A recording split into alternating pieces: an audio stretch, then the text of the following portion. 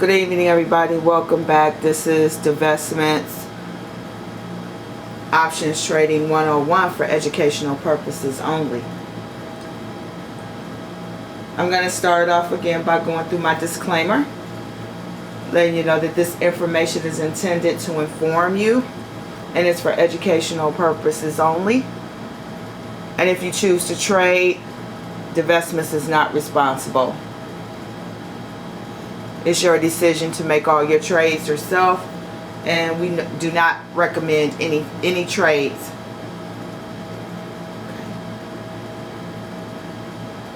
DVESTMENTS does not assume any liability for any of your trades. Okay. What we're going to talk about today, we're going to talk about support and resistance. Okay. Support area for a stock is the lowest price that stock is going to go for the day, the month, the year, and it's the lowest area. Okay, support is not an exact price; it's an area. So the support area for any given price of stock may be, let's say, $30. Okay. It might go as low as $29, it might go as low as $31, but we're going to say the support area is around $30. Okay. So again, the support is the price level at which demand is thought to be strong enough to prevent the price from declining any further. So it's like the floor. The support area is the floor. Okay, it's not going any lower than this price, whether you're looking at a daily chart, an intraday chart, 5-minute chart for the day, a monthly chart, or a yearly chart. You can determine what that support area is on any given chart for any given time frame. Resistance area. The resistance area is the ceiling. Okay, it's the highest price that stock has gone or will go in any given time frame that you're looking at. So the resistance is the price level at which selling is thought to be strong enough to prevent the price from rising any further. So resistance is the ceiling. So resistance, your stock price might be, the high might be $70. Okay. So if the highest price that it's gone is $70, we say the resistance area is around $70. So as that stock approaches $70, that's going to be your resistance area. And if you're in an option, a call option, and the price of your stock is getting close to that resistance area, then you need to look at getting out. Okay. Because usually what happens is once the stock reaches its resistance, what it does is either reverses. You'll hear people say it reversed, it pulled back, it started to go down. You'll start hearing, people say that about when the price reaches its highest point or resistance area.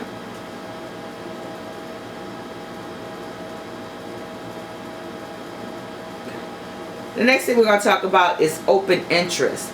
So the open interest is how many people you have that are trading that particular option that you're looking at. And you always want to make sure that you have enough people, I say, playing in the playground with you. Okay? You don't want to have an option where you don't have anybody trading that option with you, because then you won't have anybody to sell to when it's time to get out. So you don't want to get into an option that you can't get out of because you don't have anyone to sell to. So you want at least 100 people. At least 100 people in open interest. So when you're looking at the number and it's in the open interest column, you need at least that number to be at least 100. If it's not 100, then I would not pick that option to trade. Volume. Volume are the number of contracts that have been traded that day. So you're not really concerned about the volume number, but you are concerned about that open interest. The volume, like I said, is just how many people are trading, how many contracts have been traded on that particular option for that particular day. That number really doesn't matter, but it is informative. The one that you're concerned about is that open interest, because it needs to be at least 100, because you do need people to trade, to be trading that option, so that when you get ready to get out, you have people that are there to buy that option from you, so that you can get out with your profit. The delta. You always want to make sure you know what the delta is for the particular option that you're getting into. The delta is going to tell you how much that option is going to gain or lose based on the movement of the stock per dollar. So if your delta is 50, every time the stock moves $1, that option price will rise 50 cents. The same thing if you're in a option and it's going in the wrong direction, the exact same thing will happen. If the stock loses $1, then your option will lose 50 cents if that delta is a 50 cents.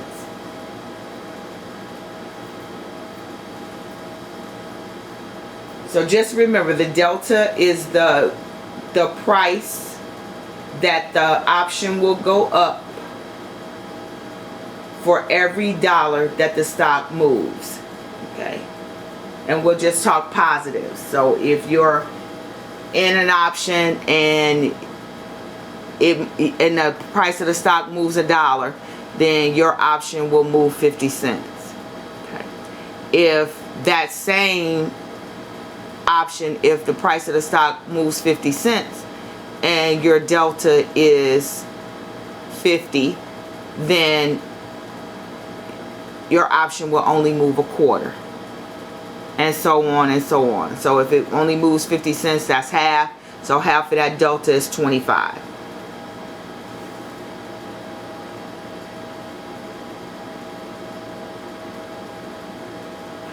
So just how to determine your profit and loss targets using the delta and the ATR.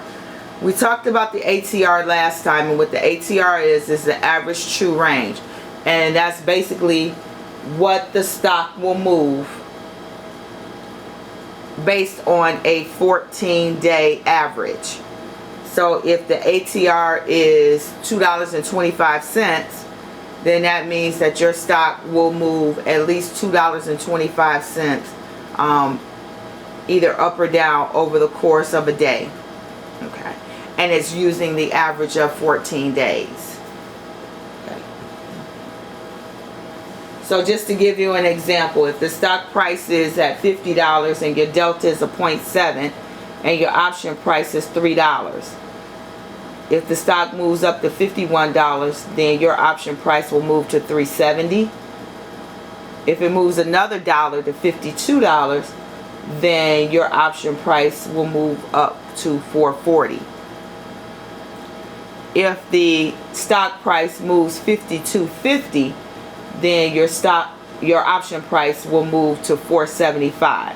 And if you notice in the last example, the price of the stock only moved 50 cents. So instead of your option moving 70 cents, it's only going to move 35 cents, which is half of a delta. And you'll hear some people, if you're listening to CNBC and they're talking about options, you may hear the gurus say, oh, they stayed in it for, you know, for one, a movement of 1 ATR.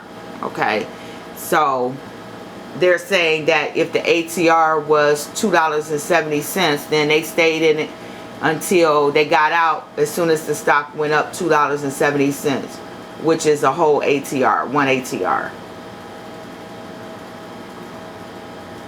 Sometimes you'll hear them say that they stayed in it for half an ATR. So if the stock is $2 and, you know, if your ATR is $2.70, a half an ATR would be $1.35. So you may hear some of the gurus saying, oh yeah, I stayed in it for a half an ATR. So, well, that's all we're going to talk about today. Again, if you're interested in taking classes, please contact DVESTMENTS at divestments@gmail.com. I can always be reached there. Again, we do group classes, we do individual classes, we do classes around your schedule. It makes it very easy for you. You pick the time, you pick the day, and we'll do classes for you. If you've got a buddy system and you've got a buddy who wants to take classes as well, you can do 2 people and pay one price.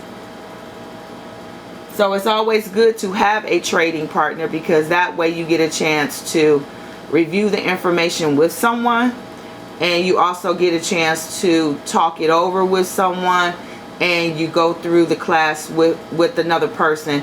It just gives you someone else to talk about.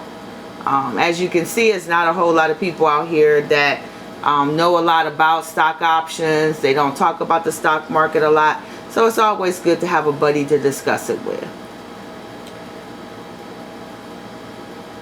Again, I can be reached at divestments@gmail.com. And that's it for today. Have a great day.